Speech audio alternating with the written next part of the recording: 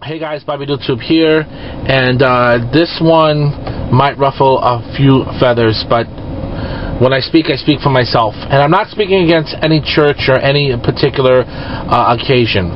But I went to the men's retreat 2003 in Texas, had a blast, had a great time, and learned a lot of things there, which you're supposed to.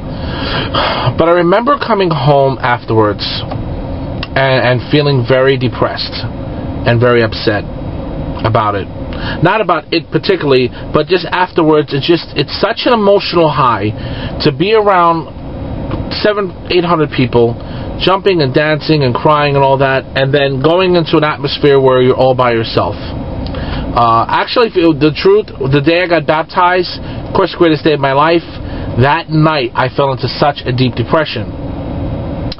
So I had to ask myself, what was wrong with this?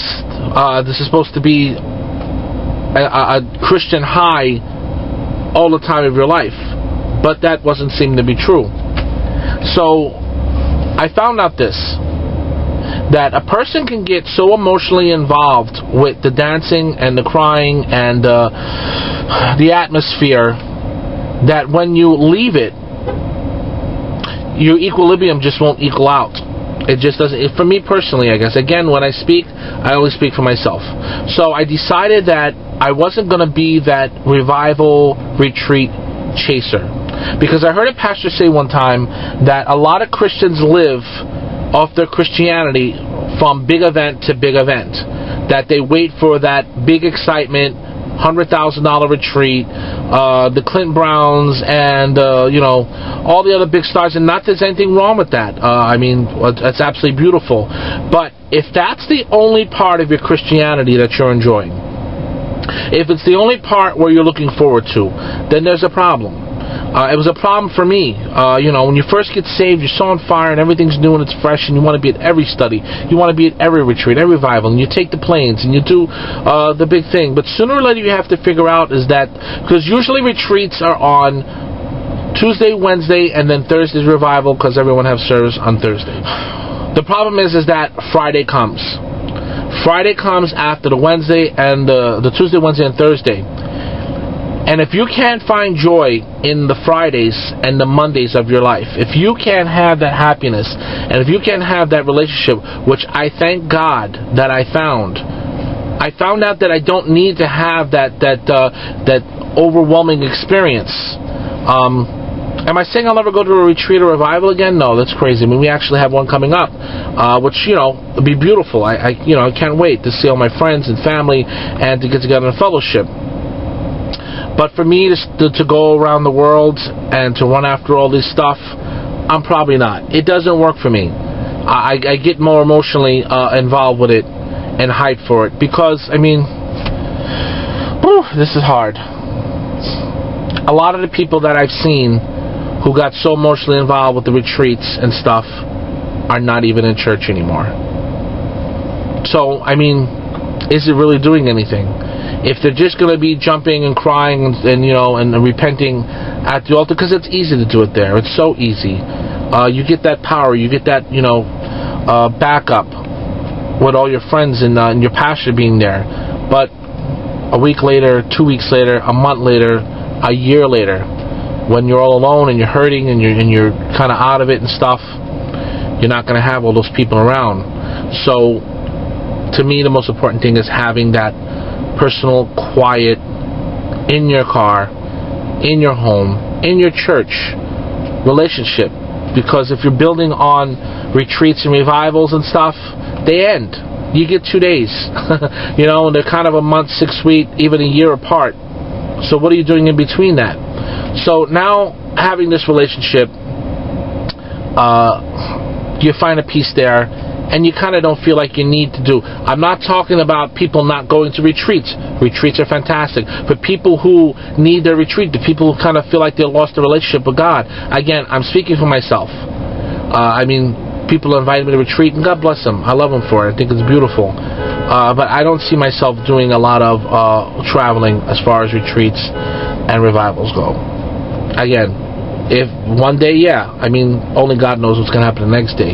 But me personally, I thank God that I can find retreat and revival right here in my car, talking into the camera, finding it in a song, finding it sitting at the table with my family. The other night, my two sons were playing guitar, playing a song, and my wife was cooking, and I was on the computer, and everything was okay.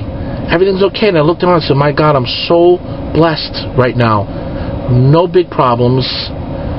My family's home. They're safe. My mother's healed. Everything is so good. And if you can find that joy in the peaceful moments, man, oh man, that's revival. That's, for me personally, a retreat. To find excitement in the quiet moments of your life. That not everything has to be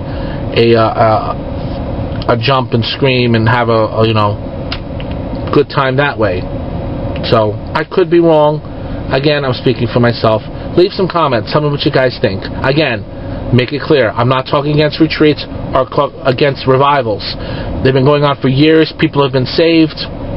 But I'm talking to people who might feel the way I do. That maybe you don't need that. Maybe you need to start in your home with the retreat and revival, with fasting and prayer and reading your word, and just recognizing you're blessed. That when you do go to one of these retreats or revivals, you can really jump and really have a good time with your heart, because you know when you get home, you don't need to have all the hype. You can have it by yourself. God bless you guys.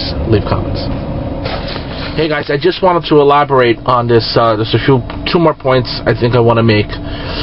The word retreat, from what I was taught at a retreat, was that when people go in the army and they're fighting a war and they're losing the war, they will retreat back to the camp to get a new game plan because they're losing. And of course the word revival, I mean, I don't have Greek and Hebrew on it, but it's kind of common sense that when something's dead, it needs to be revived.